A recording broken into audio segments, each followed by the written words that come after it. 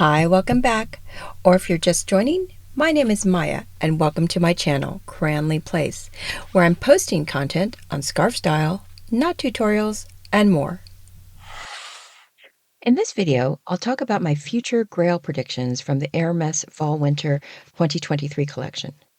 I'll start with my usual caveat that choosing a scarf is very personal, and what may be a Grail to one person may be very different to another. Beauty, as they say, is indeed in the eye of the beholder. The other thing I'll add, and of course this is just my opinion, but personally I don't buy any particular scarf because I think it may go up in value in the future. When I choose to collect an Hermès scarf is because I appreciate a design and plan to wear it. I never go into it thinking about resale value. And while I have shed a few scarves here and there from my collection over the years, I certainly didn't do it as an investment or money-making opportunity. With that in mind, let's take a look at some of this season's Hermès scarves that I think could be future grails and why. Let's get started.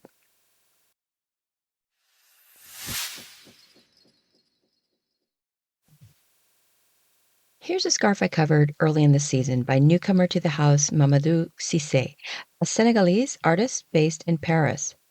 Having arrived in France as a teen, he is self-taught and started drawing when he was working as a night watchman. Since then, he draws imaginary cities, bird's-eye perspectives, and futuristic visions, very colorful and rich in picturesque details. He creates his own world, fascinated by world cities, their architecture, urbanism, and their energy, which we see captured here in this design. Why do I think this one may be collectible, especially when the artist has no track record with the house? First, it's a metropolis aspect of it. If we look at almost any design with the 24 Faubourg building, these are often quite collected. This one is a more macro view, but in a part of Paris in which Hermès now has a fairly large presence with its workspaces and thousands of employees. Second, the design itself, with all its visual interest, is sure to provide a different look as you change the fold. Layer in the added color with the contrast hems. This looks like a future grail to me.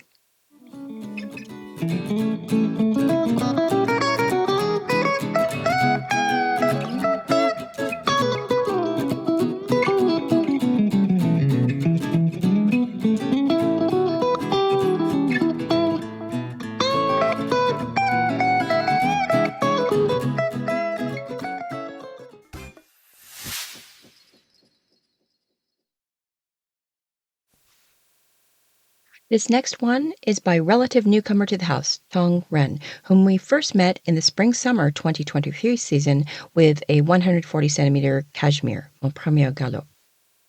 A Chinese artist, he has been living in Helsinki, Finland since 2010. And in addition to having studied fashion, clothing, and textile design, he has a background in industrial design. Now, the scarf is interesting in that it seems almost Cubist-inspired, using these geometric shapes to represent this marching band of animals. Now, the artist again has relatively little track record with Hermès, so why is this one a potential grail on my list? Well, as I mentioned in my initial coverage of the scarf, I think this is the first time the house has released a design in 4 different formats in the same season. This 90 centimeter silk twill, a 65 centimeter silk cashmere in the men's collection, a 45 centimeter silk twill, and a twilly. Purely conjecture on my part, but it seems that even Hermès thinks that this design will be in high demand, making the multiple formats available in both the men's and the women's scarf collections. What do you think?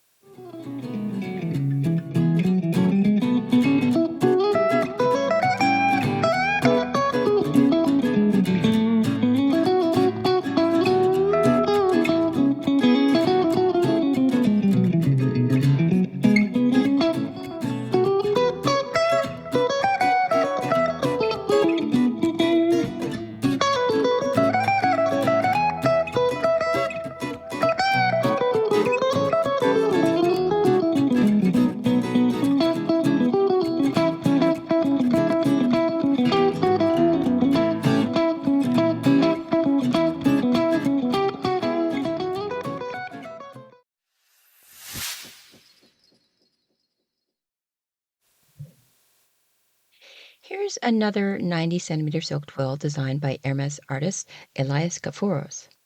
This Athens-based artist has brought us the likes of Horse Awards, Eleftheria, Chevaloscope, and more. This isn't the first time that Hermès has introduced a design inspired by 1980s video games.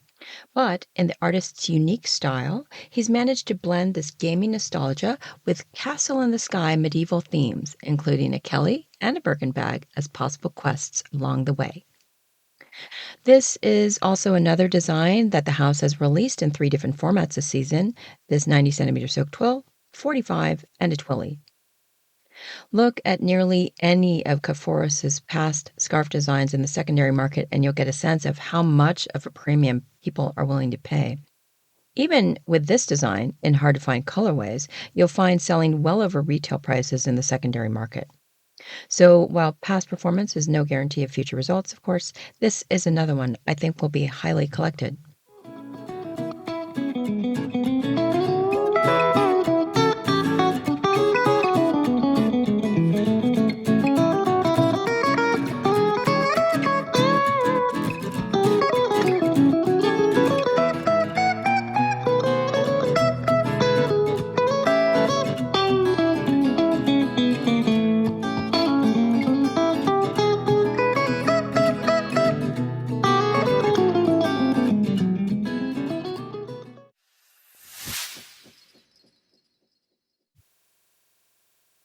This next one is by Brussels-based artist Baptiste Virot, who we first met in the fall-winter 2022 season with Hermès Factory, a 90-centimeter silk twill double-face scarf.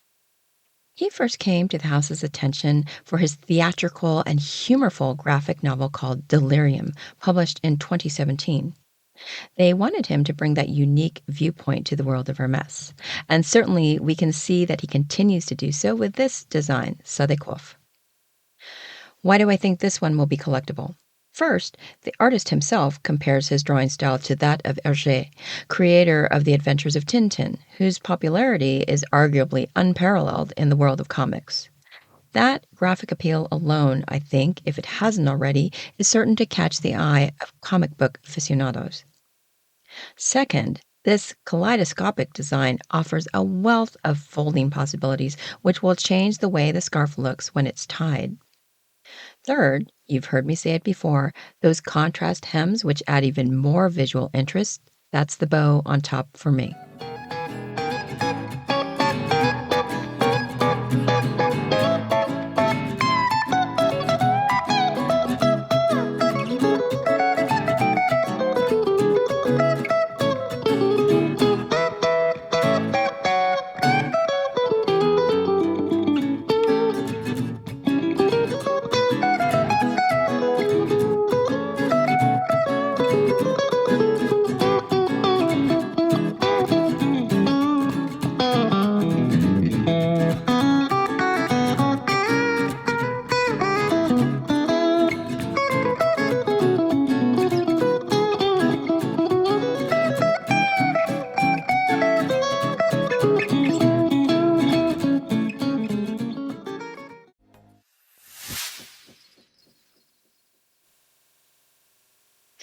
This next one is another 90-centimeter silk twill by a relative Hermès newcomer, at least to the scarves.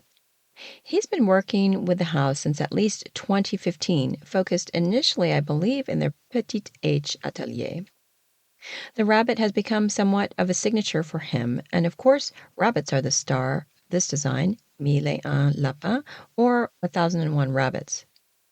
Why do I think this one will be collectible? Like some of the other artists I've discussed today, Kawahara has no track record of past designs going off the hook in the secondary market. But here's my thinking. First, if you know, you already know, in the Chinese zodiac, we are in the year of the rabbit.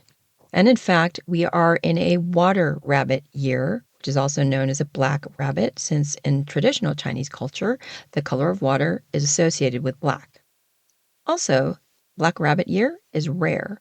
Although the year of the rabbit comes every 12 years, the Black Rabbit year happens every 60 years, meaning 1963 was the last one. Mind you, I don't think that was intentional, given that I'm talking about the Chinese zodiac and Kawahara is Japanese and has a thing for rabbits anyways. But I can say that according to Hermès' earnings reports, at least in the first half of 2023, Asia, excluding Japan, was one of Hermès' fastest growing markets. So you do the math on this one. Second, this is another detailed asymmetrical design that, depending on how you fold and knot it, is going to give a variety of looks. Finally, each colorway has a contrast hem, which is just the cherry on top.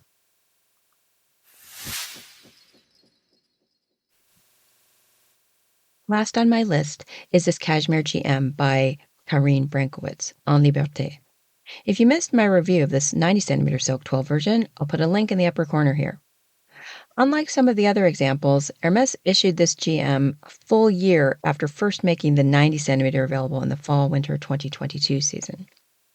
I was immediately reminded when I saw this of other examples where Hermès fans have collected not only the 90 centimeters, sometimes in multiple or all the colorways, but also snapped up the GM versions when those were issued. Thinking specifically of designs like Parcours de Samouraï by Aline Honoré, Jaguar Quetzal by Alice Shirley, and Acte, Scène, La Clarière by Édouard Baribeaud as a few examples. Looking at Instagram, I know I'm not alone in being a fan of this design. If you like dogs, even better for you. But the design itself, again, offers a ton of details that help mix up the looks depending on how you fold and tie it. Also, the fact that the GM is available in some very different colorways to the 90 centimeter silk twill, and throw in those contrast hems, I think collectors will be all over this one. So there you have it, my future Grail predictions for the Fall-Winter 2023 scarf collection by Hermès. Please like and share the video if you enjoyed it, and let me know what you think in the comments. In future episodes, I'll share other scarf reviews, tutorials, and more, so be sure to subscribe to be notified of new videos. Thanks again for joining me today. Until next time!